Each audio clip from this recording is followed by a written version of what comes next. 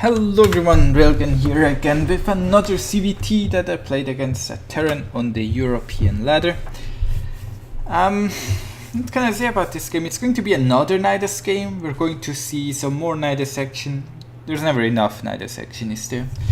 I especially love playing Nydus rooms against Terran. They're kind of fun against Protoss as well. Against Zerg, I'm still struggling with the Nydus Swarmhost. I think Nydus Lurker actually makes a lot more sense against Zerg. But against Terran I really enjoy playing the cute little Nydus Swarmhost attacks, especially if they're going Mech, to abuse the mobility to hopefully not run into a ton of Hellbats and Cyclones and Force, but actually into tanks, so you can pick the tanks off and stuff like that. But we're going to see what I'm talking about in the later stages of this game. I'm opening with some Lingbane right here, losing a couple of drones to the Hellions as is standard. I lost 10 workers to 3 Hellions. We win. Now usually you'll be like, oh no, I lost 10 workers, what am I going to do? Well, it doesn't really matter to me because I'm just going for the Swarmhost Nydus build. I lost even more workers now, down 13 workers total, no third base follow-up at all. Mainly not because I had to invest so much money into additional workers that I couldn't afford the third base follow-up. Then we built the Nydus Swarms and we are going in. Let's see, does he actually have vision? Does he have vision? Yes, he sees it. But will he react? He still has the Liberator over here that I have to deal with. So right now, here we see it. And he immediately goes to defend. Pulls the workers, kills the worm. I'm like, see ya boys, I'm out of here.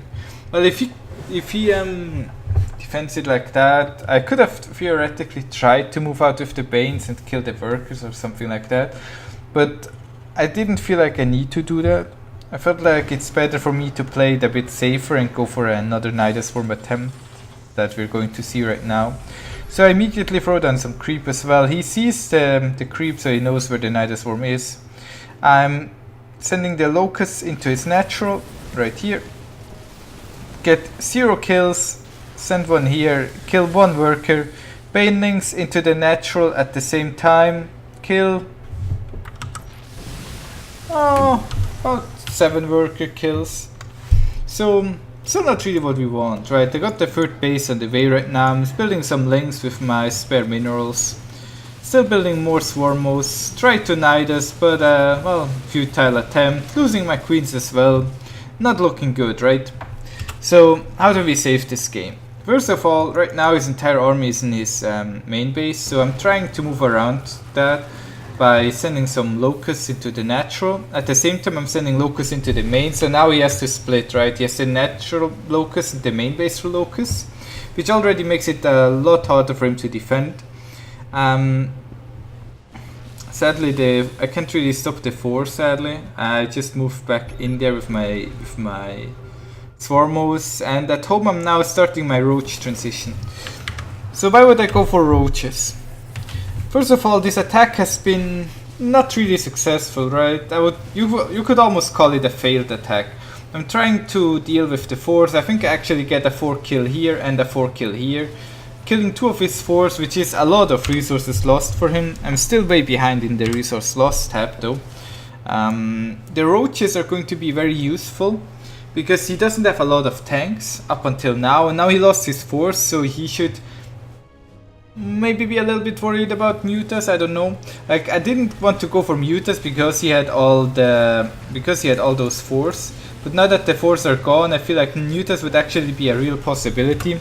He's cleaning me up over here, so I have to retreat. And the other end already have a Nydus room set up over here as well, so I feel like I'm pretty fine. If I had Baning speed I would be a lot finer though. Swarmhosts are armored, so Hellions don't do that much damage to them. Still, they would eventually die. If he tries to fight me like this though, he loses a lot. Like, the Hellions just immediately die. And if you look at the supply, he has been behind in supply wise all game long to begin with. Another Nydus Swarm going down. I don't even know where I put that one down. Yeah, over here. Just so, like, I have a backup Nydus now. I just broke his natural because he moved out with his entire army. Like, I'm always trying to find these holes.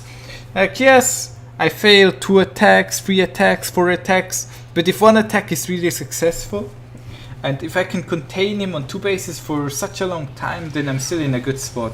The Lings are still doing damage over here. This attack killed a total of over 25 workers. Here we see it again. Nice, Swarmhost coming out. I moved a lot of my Swarmhosts home because I expected him to counter. Like, I couldn't find his armies. I was like, okay, he has to be countering me, right? Just going for some cheap, easy trade-offs. Like, even like a Hellion there is nice. 2 or 3 SCVs is nice.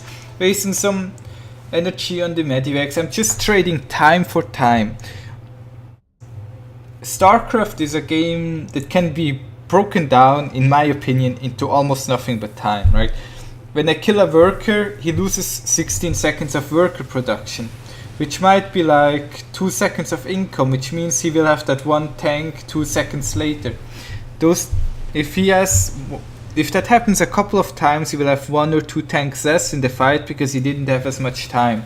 That's kind of how I think of StarCraft. So whenever I lose something, I ask myself, how much time did I lose? I don't ask myself, well, how many resources did I lose? It's more like, how much time?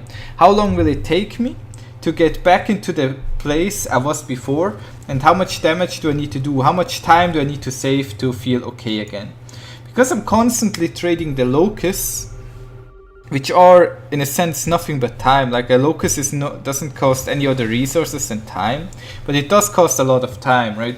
If I want to build one oh, here, wait. If we see the big flank, the big flank, he's going to pick up the tanks with the Medivacs, but he loses 4 tanks or 3 tanks total there, which is quite a bit.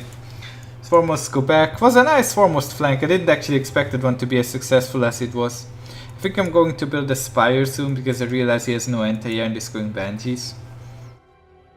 But yeah, the point that I'm trying to make is that the Swarmhosts mostly cost me time because the locusts have a timed life and they also take a long time to recharge.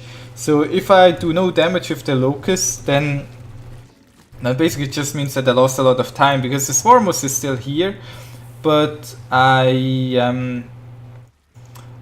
basically the attack that I wanted to do maybe a minute ago, I have to wait 1 more minute to actually do that attack, right? Because I need to wait for all the Swarmhosts to recharge. Right, here we see it, trying to snipe the natural, but he saves it at the last time. I'm also being harassed a bit over here. I mean, you can see by the supply right now that, well, you can kind of guess what's going to happen, I suppose. I'm harassing him with the roaches. Like, the roaches are a nice sturdy addition to the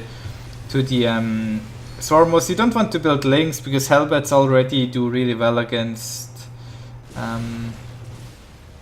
Locusts, and you don't want your entire army to die to 1 Terran unit, right? If he goes 4 Hellbat and you go Swarmhost Roach, what are you going to do? But yeah, once I had enough money, Mutas appear. You can't really kill the Mutas, he has no anti-air. I mean, I'm not, like, I could have gone for a different route and finish him off as well, like a Queen Nydus or whatever.